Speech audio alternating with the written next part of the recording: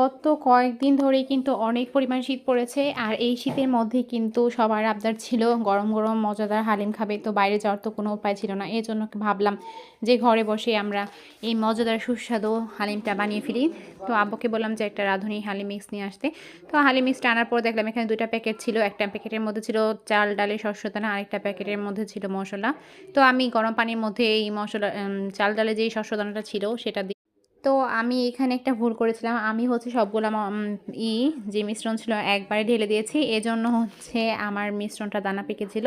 আপনারা আস্তে, আস্তে ঢালবেন তাহলে মিশ্রণটা একদম মসৃণ হবে, সফট হবে। তো যাই হোক এদিকে আমি এইটা সাইডে রেখে আরেক পাশে চুলায় বসিয়ে দিয়েছিলাম পেঁয়াজ বেরেস্তা।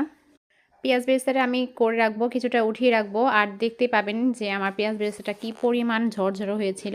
আর এটা ঝরঝরার কারণ হচ্ছে আমি বেশি পরিমাণ তেল দিয়েছিলাম আর হচ্ছে অনবরত নাড়তেছিলাম। তো যাই হোক বাকি অর্ধেকটা পেঁয়াজের মধ্যে আমি হচ্ছে যে মশলাটা ছিল প্যাকেটের ওই মশলাটা দিয়ে দিয়েছি। তারপর নানা রকমের মশলা দিয়ে আদা রসুন মিক্স বাটা দিয়ে তারপরে হলুদ গুঁড়া, মরিচ গুঁড়া, ধনিয়া গুঁড়া দিয়ে তারপরে এই মাংসটা খাসির যে মাথা ছিল ওটা দিয়ে দিয়েছিলাম।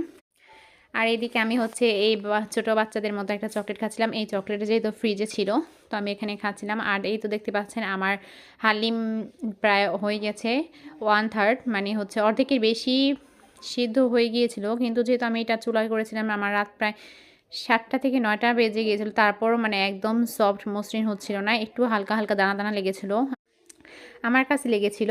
তো এই আমার কাছে মনে হয় পার্সোনালি যে এটা হচ্ছে যদি আমরা চুলার মধ্যে রান্না করি তাহলে আরও বেশ মজা হবে আর হচ্ছে একদম সুজির মতো গলে যাবে। আর আপনাদের কার কার কেমন লাগে হালিমটা খেতে? আর সবারই মনে হয় হচ্ছে শীতের মধ্যে এইরকম বাড়ির যে খাবারগুলো আছে তো ওগুলো খেতে ভালো লাগে। আর এদিকে আমি নাড়াচাড়া দিয়ে দেখছিলাম যে হালিমটা কতদূর হয়েছে। তো আর এদিকে দেখতেই পাচ্ছেন আমাদের সালাদগুলো রেডি, যেগুলো হালিমের সাথে মিক্স করে আমরা খাবো। এখানে নানা রকমের সালাদ ছিল, আদা কুচি, রসুন কুচি, আদা কুচি, তারপর পেঁয়াজ, কাঁচামরিচ, পেঁয়াজ বেরেস্তা ছিল, শসা, টমেটো এগুলা ছিল। আর এইদিকে হচ্ছে এই প্যাকেটের যে রুটিটা ছিল এটা এনেছিল ভাইয়া। 20 পিস রুটি 320 টাকা নিয়েছিল। আর রুটিটা কিন্তু অনেক ভালো ছিল, একদমই গলে যাচ্ছিল না। এই রুটিগুলো কিন্তু মূলত গলে যায় একসাথে অনেকগুলো রাখলে পরে। তো যাই হোক আমি এগুলা প্রায় চেখে নিয়েছিলাম, 12টার মতো রুটি ছেঁকেছিলাম। যেহেতু আমরা 6 জন মানুষ ছিলাম, এক একজন 2টা করে। আর হঠাৎ করে দেখি আমার হাজব্যান্ডও চলে এসেছে, তো তার জন্য 2টা করে এক্সট্রা ভেজে দিয়েছি। আর এই তো আমি আমার হাজব্যান্ডের জন্য এই প্লেটটা রেডি করেছিলাম। তো দেখতেই পাচ্ছেন কতটা ইয়াম্মি হয়েছে। তো আজকের মতো এ পর্যন্তই, দেখা হচ্ছে নতুন কোনো ভিডিওতে। ততক্ষণ পর্যন্ত সাথেই থাকবেন। ধন্যবাদ।